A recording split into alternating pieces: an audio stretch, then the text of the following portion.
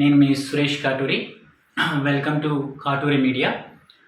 ఈరోజు మెయిన్ ఎడిషన్స్లోని ప్రధాన అంశాలని మనం చర్చించబోతున్నాం.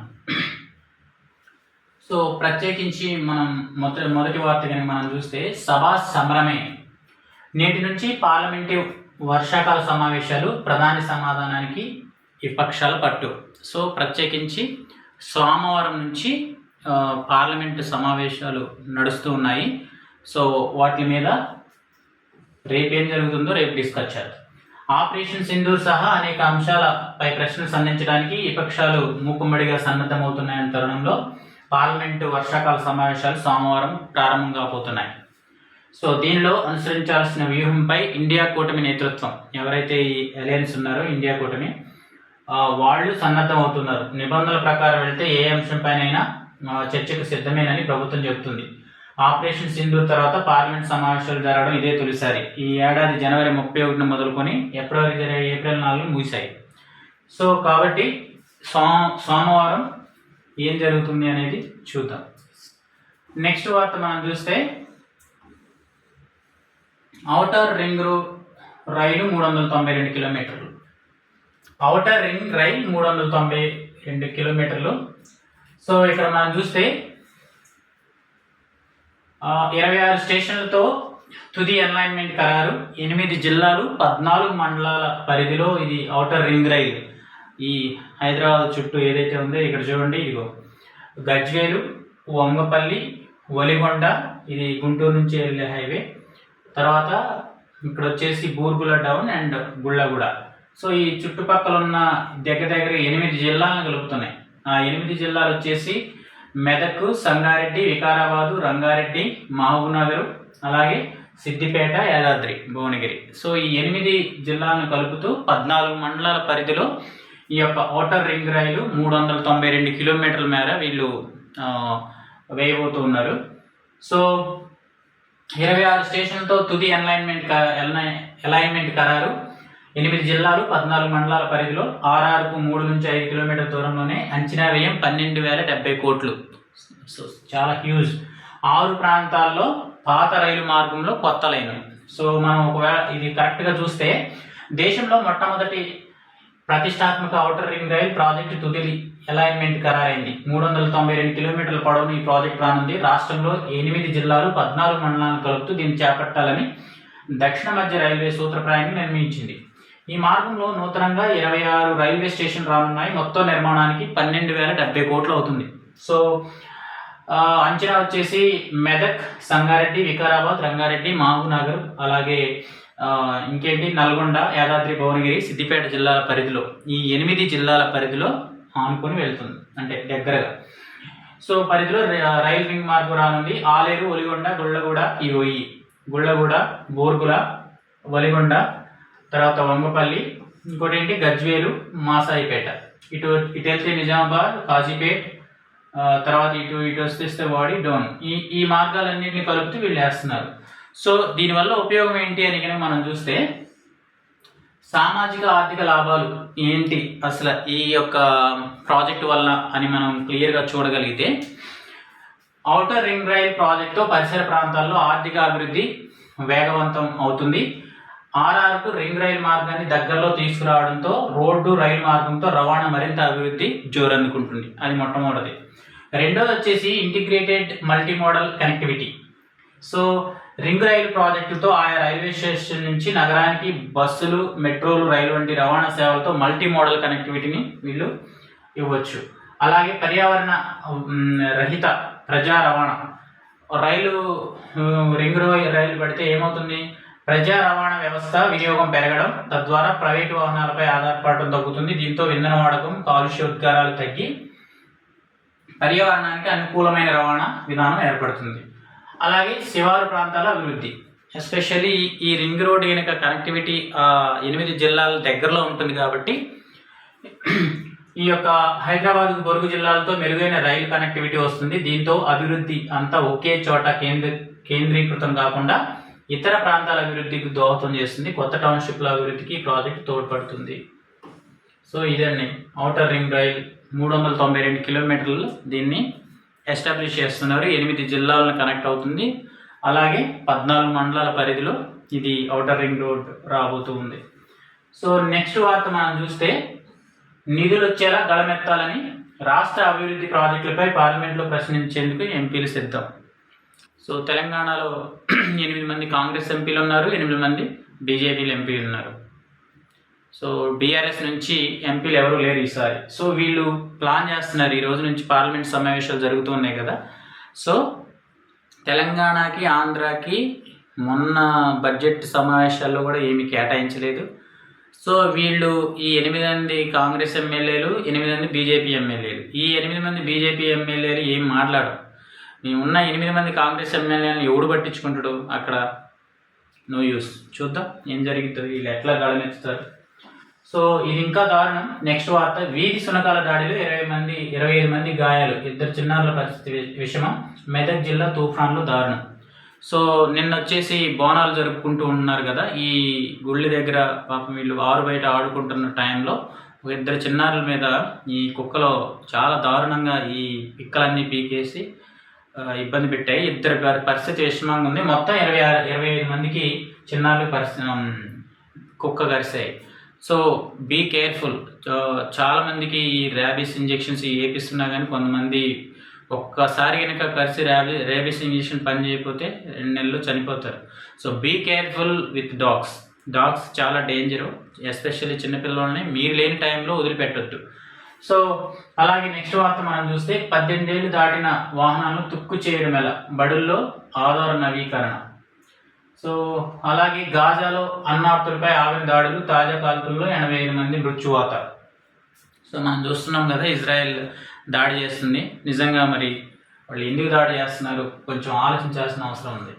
నెక్స్ట్ వార్త మనం చూస్తే ఇచ్చింది తక్కువ, తీసుకున్నది 924 కోట్లు ఐజీఎస్టీ పేరుతో రికవరీ చేసిన కేంద్రం తెలంగాణ నుంచి. చూద్దాం. ఖజానాకు ఆదాయం పెంచడానికి తంటాలు పడుతున్న రాష్ట్ర ప్రభుత్వానికి కేంద్ర నిర్ణయాలు భారంగా మారాయి. ప్రస్తుత ఆర్థిక సంవత్సరం 2025-26 తొలి త్రైమాసికం ఏప్రిల్ జూన్ వరకు రాష్ట్రానికి వచ్చిన జీఎస్టీ వసూలులో 924 కోట్లు కేంద్రం వెనక్కి తీసుకుందంట. అసలే నన్ను కోసినా కానీ డబ్బులు లేవంటుండవు రేవంత్ రెడ్డి, వీళ్ళు వెనక్కి తీసుకున్నారు.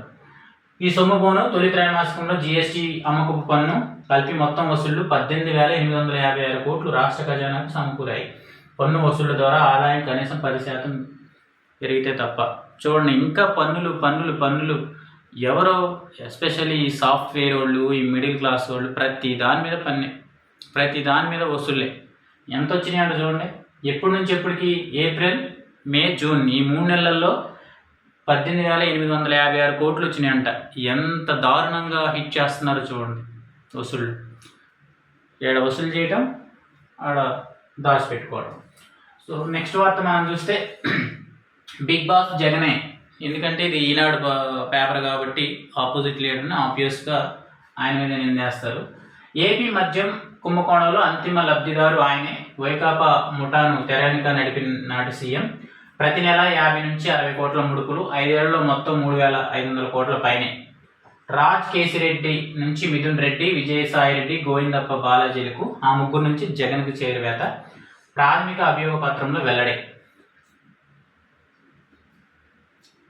ఏపీలో వైకాపా హయాంలో జరిగిన 1000 కోట్ల మద్యం కుంభకోణంలో అంతిమ లబ్ధిదారు నాటి సీఎం జగనేనని స్పష్టమైంది.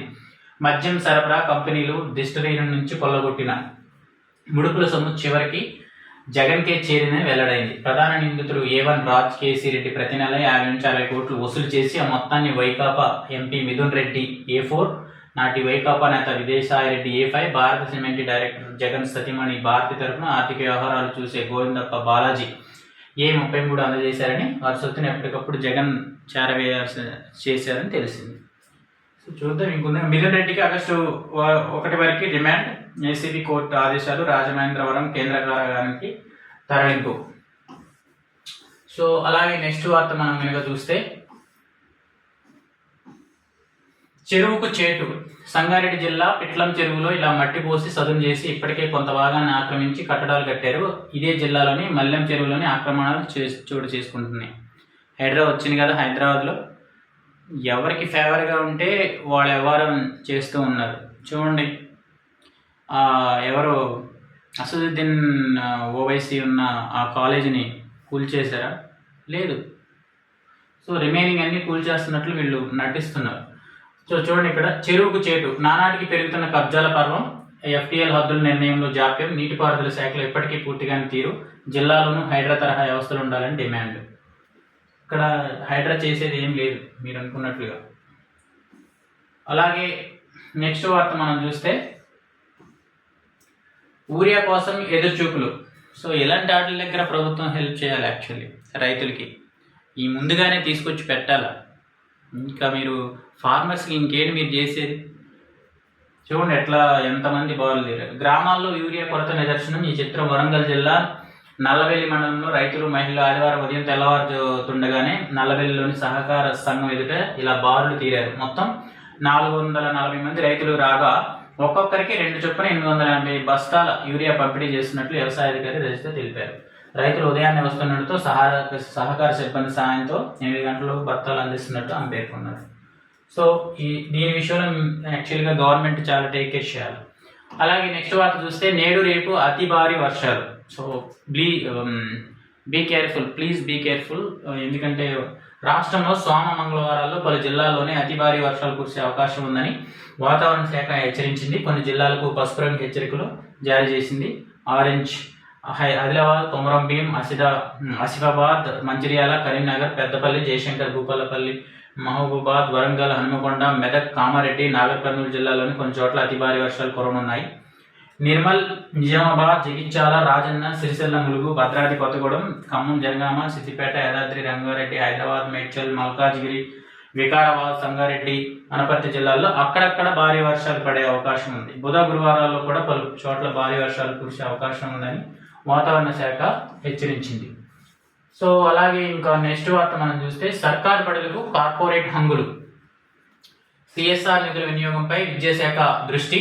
పైలట్ ప్రాజెక్టుగా కొడంగల్ నియోజకవర్గం, మన రేవంత్ రెడ్డి గారి నియోజకవర్గం. ప్రధానంగా డిజిటల్ తరగతులు, సైన్స్ ల్యాబ్ల అభివృద్ధి. కార్పొరేట్ సామాజిక బాధ్యత నిధులను వినియోగించుకొని ప్రభుత్వ పాఠశాలలో ఆధునిక వసతులు కల్పించాలని విద్యాశాఖ భావిస్తుంది. సో ల్యాబ్లు, డిజిటల్ తరగతులు తదితర నిధులను వినియోగించుకోవాలని యోచిస్తుంది. ఇందుకు వికారాబాద్ జిల్లాలోని కొడంగల్ నియోజకవర్గాన్ని పైలట్ ప్రాజెక్టుగా ఎంపిక చేయాలని చెప్పేసి ప్రాథమికంగా నిర్ణయించారు. ఇప్పటి వరకు వసతులు అంతంతే. రాష్ట్రంలో పాఠశాల విద్యాశాఖ పరిధిలో 26,106 ప్రభుత్వ పాఠశాలలు ఉన్నాయి. ఇటీవల విడుదల చేసిన ఏకీకృత జిల్లా విద్యా సమాచారం ప్రకారం 55% ఉన్నాయంట. సో ప్రజాప్రతినిధులు చొరవ తీసుకుంటేనే. తొలుత ముఖ్యమంత్రి రేవంత్ రెడ్డి అసెంబ్లీ నియోజకవర్గమైన కొడంగల్లోని ప్రయోగాత్మకంగా ఎంచుకోవాలని విద్యాశాఖ ప్రాథమికంగా నిర్ణయించింది. త్వరలో దీన్ని అమలు చేయబోతున్నారు.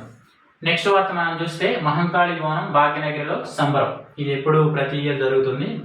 భక్తులతో కిటకలాడుతున్న హైదరాబాద్ పాత బస్తీ లాల్ దర్వాజా, సింహావని మహంకాళి అమ్మగారి ఆలయ పరిసరాలు. సో ఇంకో వార్త మనం చూస్తే జీతం, ఉద్యోగ స్థాయి ఆధారంగా H1B వీసా అమెరికా ప్రయత్నాలు.